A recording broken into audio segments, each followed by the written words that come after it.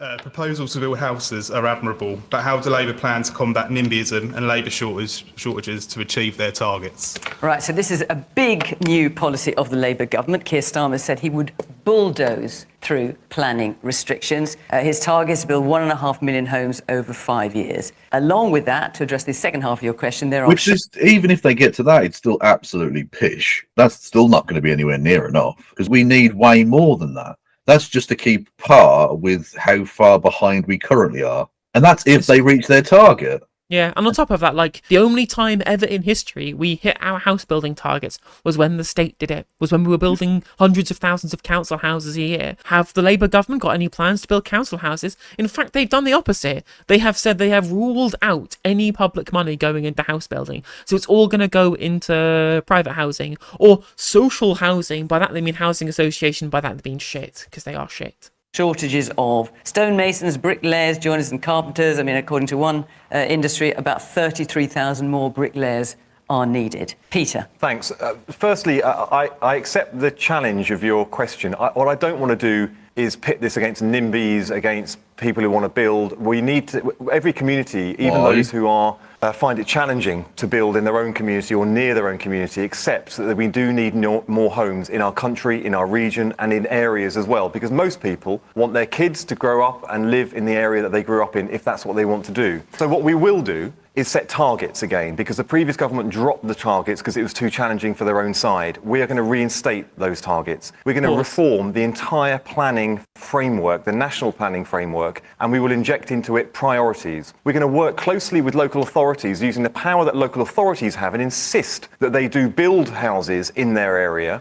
But where we need the power and the assertive power of central government, then we will act. We're going to build towns for the first time in that's the thing, assertive power of government. We need to get back to, not to look some sort of crazy authoritarianism or anything like that, but the idea that the central government can say, actually, this thing is of national interest. I'm sorry, I know we like the devolution thing because it sounds nice and fluffy, but actually some shit needs to go down now. We need to build some houses, we need some pylons, we need some farms and I'm sorry, this is happening.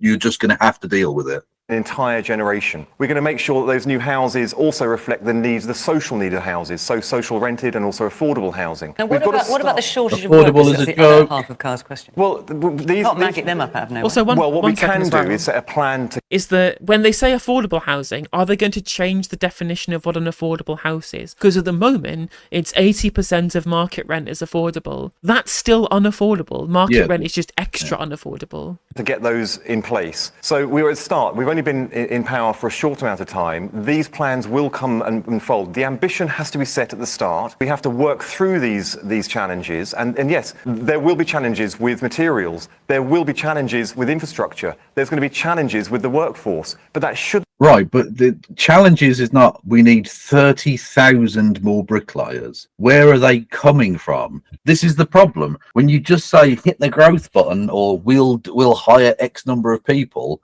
and we said during the election campaign, where are they coming from? You need a plan for this, and you didn't have a plan. Now you're seeing the outcome of that. And again, the big problem here is that, you know, at any point someone might go, well, if you might be able to get bricklayers if you relaxed immigration rules, and that would involve having to press the immigration button, which nobody wants to do.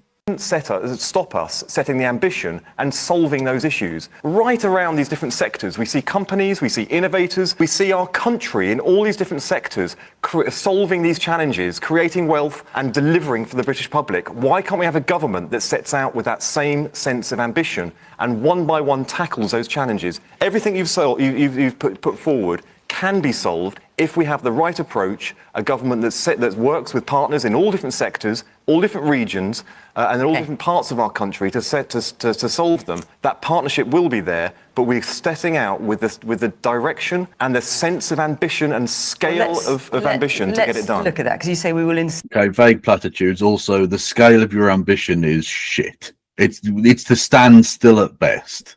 That local authorities build homes in their area. So I took the liberty of just checking out you three. Camilla, you're exempt, as you're not a politician. So Peter, you expressed concern about a block of flats in your constituency. I did. So you weren't too chuffed about those being built. George, you expressed concern about houses in your constituency in 2020. And Sean, you opposed building 1,200 homes in East London for various reasons. The point being, half of your question, Kai, is about NIMBYism, which is used as a pejorative term. Right. When people object to houses being built in their area, it's usually for a pretty good reason, certainly as far as they're concerned. And this is what all three of you, when actually confronted with it, have said, well, I'm not too sure about that. Let me answer. Businesses have more housing in Norfolk than anyone else. Well, OK, but nonetheless, I mean, just when it actually comes to the facts of it, you've all gone, maybe not. Yeah, let's hang on, let's do it. OK, I know I'm absolutely going to let you answer it, but those are the facts. So in the community that I represent in Parliament, we've built well over 3,000 homes in a very built-up area over the course of the last Parliament. And yes, I did oppose one development. You can get houses being built, you get homes being built in sometimes very dense and difficult areas. If you lead communities through it, there'll be some things that are inappropriate. We're not saying build inappropriate housing. We're saying get it right, but the sense of determination has to be there to build. So you'd have been happy if the local authority said, Peter Carr, it's all very interesting, but no, we're going to build it anyway. 3,000 homes. One development of almost 1,000 homes was rejected first time. I went back and led a series of community meetings, and we took the community forward. That housing development is now almost built. People will be moving in September. Okay, you can pause. lead communities through difficult decisions. So actually, somebody called him out on this on the Bird app. So apparently he's referring to the Moda Living development in Hove. They called this person yesterday. They have no studios left and their bed flats start at £1,750 per calendar month. So can you please tell us? A studio apartment for that? Yes, that is the luxury That's a flats that they've shoebox. built. Yeah. Oh, God.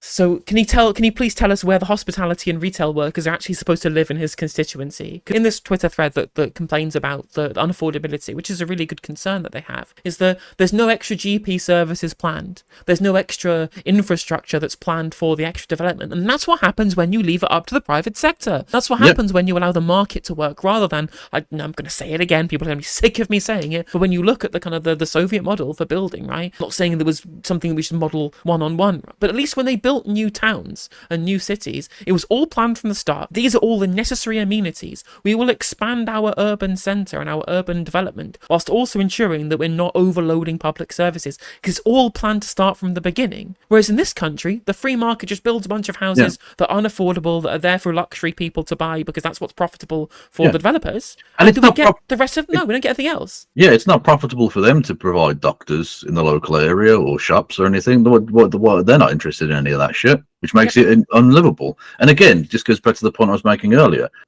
We're essentially a country that's pretending we've got 20 million fewer people in terms of infrastructure. It's ridiculous. Like, the population has massively increased, lads. Incidentally, that particular development changed profoundly by involving the community with it. That's the sort of thing that we want. My point is, it's all very well talking the talk, but when it comes to walking the walk, people tend to object. Well, I have walked the walk. My constituency's had 5,000 houses, which is why we had a boundary change. It's on the outskirts of Norwich. And I'll just tell you why I think Peter and Rachel Reeves are right to reform the planning system. I'm on record for 10 years of saying it's broken. It's not a planning system. It's a development application control system. It's not a planning system. But I think the approach of top-down command and control, I understand why you're doing it, but I think it'll fail because you tried it before. John Prescott had these housing targets. The man from Moscow decided East Anglia would have whatever it was, 1.4 million houses, and Norfolk would have 800,000, and Breckland, my district, would have 80,000. It didn't work. And that's why the Conservatives, we introduced a different approach, which was you have to have a 20-year plan in your district. You can't just have it. You've got to build it out. And if you're not building at the 5-year land supply rate, then developers can force development on you. And as we've seen, that's not worked either. No. In that we have a critical I understand, shortage of which housing. is why I think reform of the planning system is right. What I'd like is a planning system in my part of the world. What we're seeing is big greedy developers dumping huge commuter housing estates on the outskirts of villages and towns with no investment in infrastructure. The place is flooding. The public services are on their knees. So what I would like, I think free market? You seem to like the free market, mate. What difference does it make?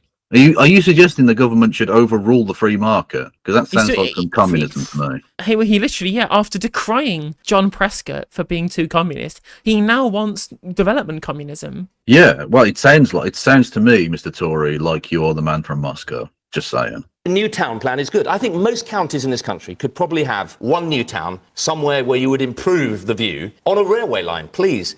We're not going to achieve net zero dumping new towns. I've got one that's being proposed in the middle of absolutely nowhere in Norfolk. It'll turn the most beautiful bit of English countryside and habitat, the Wensum Valley, into a traffic jam, and it'll put more pressure on public let me services. bring Sean So in. it's the wrong model. We need reform. Well, isn't- but is- not It wouldn't like be a that. traffic jam if you had proper public transport infrastructure, and it wouldn't destroy a bunch of nature if it was high density public housing, council housing, for example, that maximised green space. Well, Sean, obviously, I know you want to talk about the fact that you objected to 1,200 homes in East London. Isn't the point that there will always be a valid reason for not wanting them, and other people will take a different view? Well, there's a lot of sense. And that's what's always happened. There's a lot of sense been talked on this panel so far, that the planning system is reactive. It isn't like you'd want to see local communities thinking about what homes they want to have in their area and planning for them and having the ability to build them. What's missing from Labour's plans, which are all about targets, planning reform, setting ambition, what's missing is investment. And what I have worked for in my previous jobs